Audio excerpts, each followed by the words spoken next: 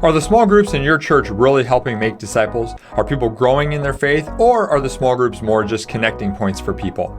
That's the question so many churches are asking, and how to determine if people are growing in their walk with God is a critical part of knowing the success of your small group ministry. So in today's episode, we're going to talk about how to know if your small group ministry is helping make disciples. Here we go.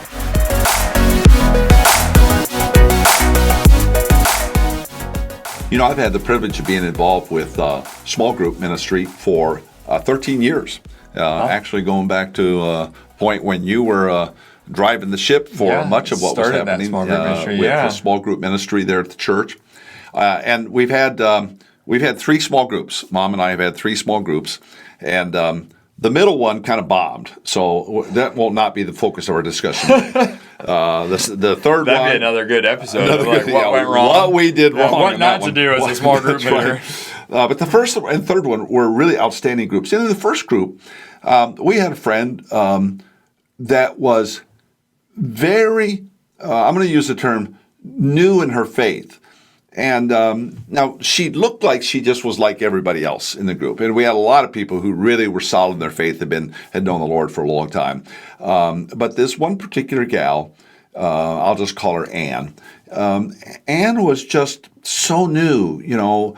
I remember one time even we had suggested that maybe she would pray for the meal, and she was so nervous about doing that. No, she would prefer not. And yet we knew she knew the Lord, but she was such really an infant in her faith. And I watched Ann over the period of probably 4 years, 4 or 5 years that we were together, really get strengthened in her faith. Now, I would not say that even at the end of those 4 or 5 years that, you know, she's going to be a raving evangelist or something of that nature, but she got grounded in her faith because she hung with people who knew Jesus, and she desired to be like that. And that was such, to me, a beautiful story of how a life group walked life with Ann and her husband. So it really does happen. And this is what we want to happen for your life group, small group ministry. And we want to talk a little bit today about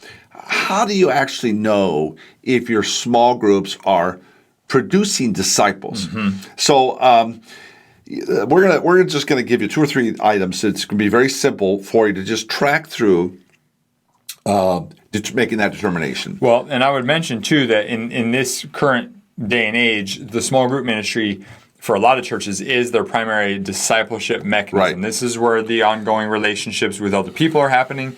This is where the more in-depth discussion is taking place, whether it's particular Bible studies that churches are doing, or whether they're kind of doing a follow-up to the Sunday morning sermons, or whatever it is. But this is kind of, in this particular time in life, really, this is the primary vehicle for discipleship for a lot of churches. It really is. A lot of churches, and previously, and including our church, had done a Sunday school, adult Sunday school, or adult Bible fellowship, and those were wonderful. They served their purpose during their time. Small groups now really have stepped into that role and are doing a wonderful job discipling. Now, here's how, as the leader, you want to know, am I making progress? Is this just a social club of 10, 12, 15 people, or is the group really, are the group members really growing in discipleship? First, the church has to really define the goals of what small groups are all about. And it's certainly small groups are about fellowship. For the body to come together, to break bread together, to enjoy being together. That's a key component. But there's also the discipleship component. And for your church, how is it that the Bible is consumed in the small group? Is it some sort of a defined curriculum? Now, we certainly don't recommend that it's a curriculum like a Sunday school curriculum, But as you have your fellowship together, are you doing some things, maybe video curriculum? Sure.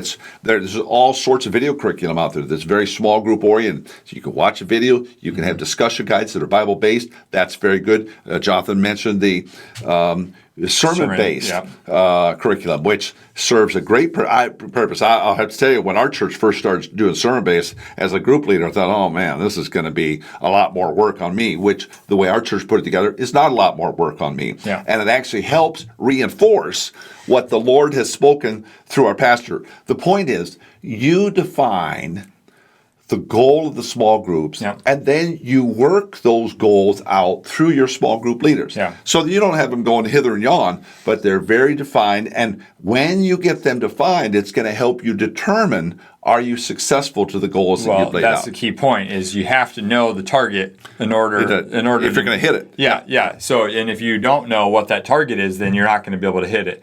And so that's why it's so important for us, if we're going to be able to look and measure, okay, are we actually making disciples? First, we have to have those goals in mind. Exactly. Now, when it gets to the actual point of measuring small groups, here are some things I want to encourage you to take a look at. Certainly, you measure enrollment. So, you've got a church of X number of people, and you say you've got, I'm just going to pick a number.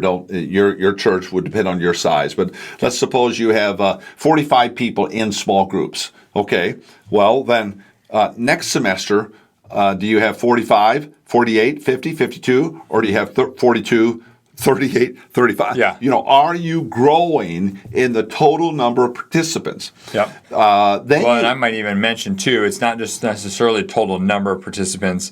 You also want to look at percentage of participation. That's actually showing up. Yes, because you could grow by 5 new people in a small group, but if your church had 50 new people starting to attend the church, you've actually declined percentage-wise. So I think that's maybe just a good distinction to point out. That is a good distinction. In fact, I might even mention, we actually talk about this in episode 73.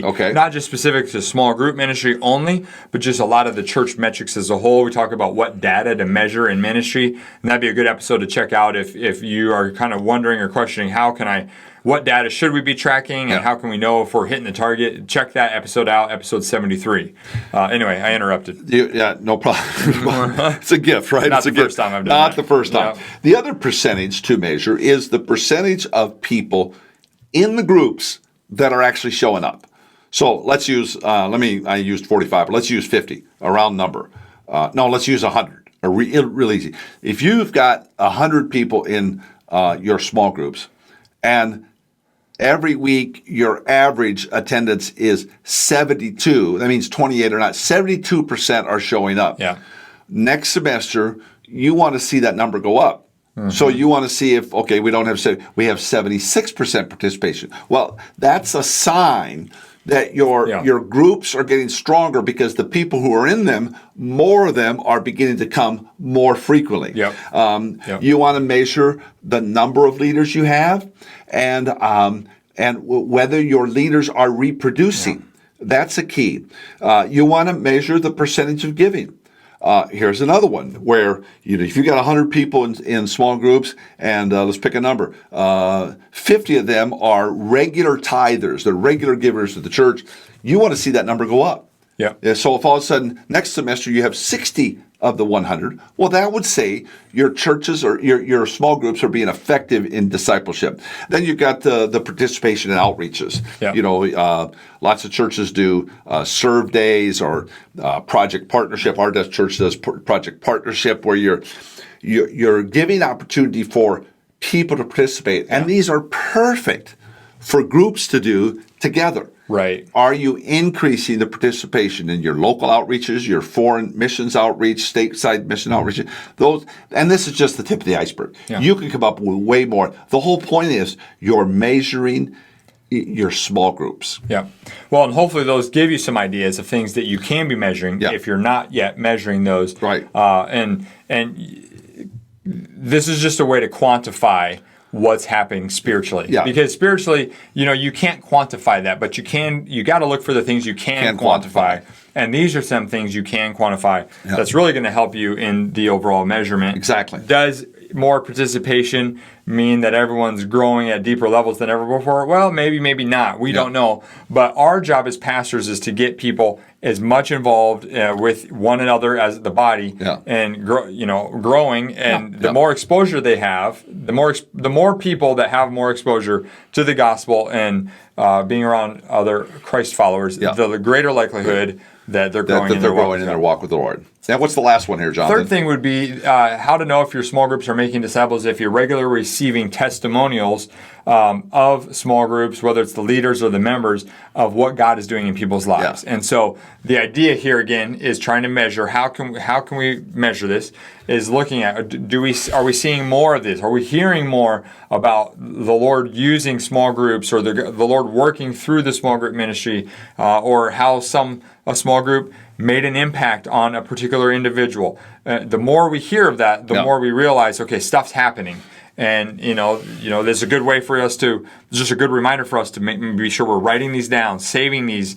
You may even have a spreadsheet or something where you're tracking all these stories of how God is working. And every time you hear these testimonies from people, then that's a good indicator that, okay, things are happening. On the opposite side, if all of a sudden it's crickets, you're not hearing as many stories, you're not hearing a lot of what's happening, then that says one of two things. One is we need to make sure we're asking for that if you're not asking for that. But second, it could be an indicator that the discipleship's not happening like you want it to.